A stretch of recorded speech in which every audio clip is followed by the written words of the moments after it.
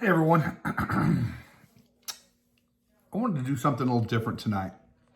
Okay, I'm in my office behind the scenes. This is on my iPhone. This is very casual, very non-scripted. I do something most days of the week, so I want you to hang with me here, and I'd like you to think about doing this in your business. I have this box here.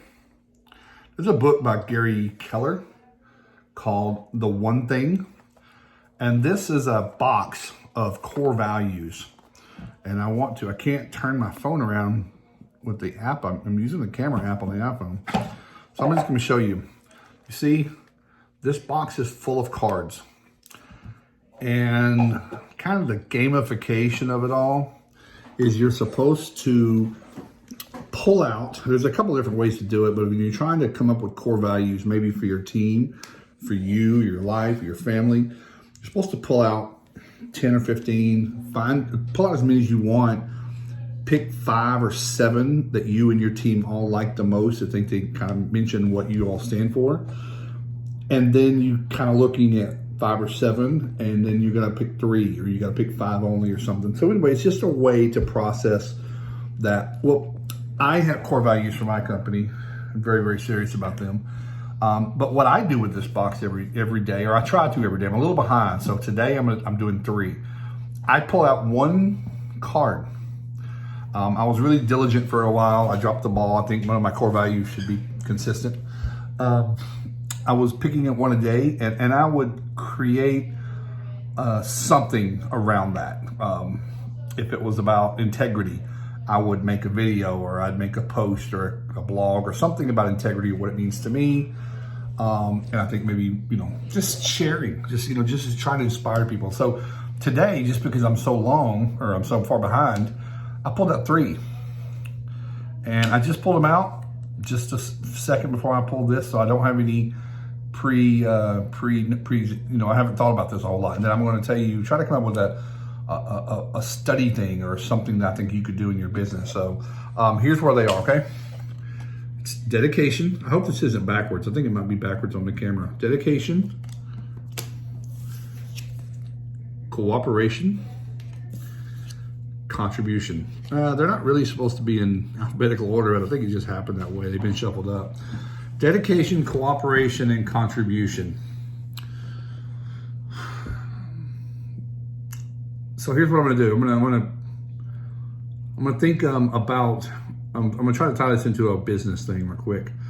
Let's say you are the owner or the manager, and if you're watching this, you're probably a restoration remediation contractor. So you have a team. If you're the owner or the manager or part of leadership, you should be delegating. You should be inspiring others and lifting them up. I know in our business, it's easy for us to be micromanagers, not even from a think that others can't do it right. It's just easier if we do it ourselves, right? Training's not easy, coaching, holding people accountable, just all those reasons. For whatever reason, our team comes to us for everything. And when I mean that, I mean there's a project and they come to you with sometimes questions like, haven't we gone over this before? They're not stupid. At least I hope they're not, because you hired them and you would be responsible for hiring not very smart people. But there must be something in the way that they feel compelled to contact you, whether it's a call or come ask you, and ask you questions that might otherwise be genuinely simple. So here's what I'm going to do. I'm looking at these. I'm going to challenge you. So dedication, cooperation, contribution. Next week, I want you to make an effort tomorrow to reach out to your entire team. Bring them in for a quick little gathering before they go out to the job and say, for the next business week, for Friday through to next Friday, this is you talking to your team. I want to empower you to make your own decisions, unless it's extremely urgent or you absolutely don't know. But you know what? If you aren't sure, step out off that ledge a little bit and make a decision.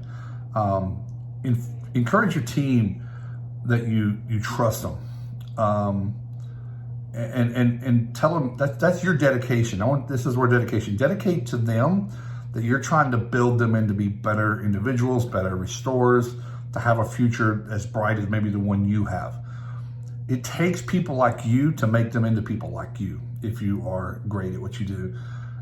It doesn't happen without that. So that's your dedication. But tell the team, you might come to me, but don't be surprised if I just smile, shrug my shoulders. I might know the answer, but I think you do as well. And I want your team to know that they can make their own decisions. So cooperation and contribution.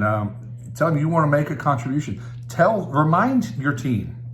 If you've never really had this conversation, remind your team that their contribution to this company is running the projects in the way that you've invested in them to be smart and trained and good servants of your company. Tell them that's their contribution to allow you, the owner, the leader, the manager, to go off and do the more important things that you have to do. It doesn't mean that it's not important to do what you've been doing to help them, but say that there's so much more. The issues list, the long list of things that you've wanted to get done that would enrich their experiences, that would enrich them. Maybe you want to develop a review program so where you can do better evaluations and reviews and get them some raises based off of something for performance.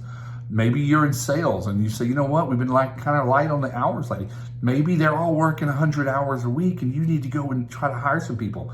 That only happens with their contribution to making decisions, run the job, use their best judgment. And then the cooperation. The cooperation is if they don't call you, have them call someone else on the team, a peer, anyone, and ask. Say, let me run this by you. I normally would have called the boss, or normally would have called my manager, but we're doing something different. My manager wants me to make decisions. So this is you're going to set this into action, and it's going to happen next week. They're going to be busy. Don't get upset if they call you because it's just a habit. They're going to break a habit. But it's up to you to stand your ground. Okay, so you're going to go through the week, and you know what?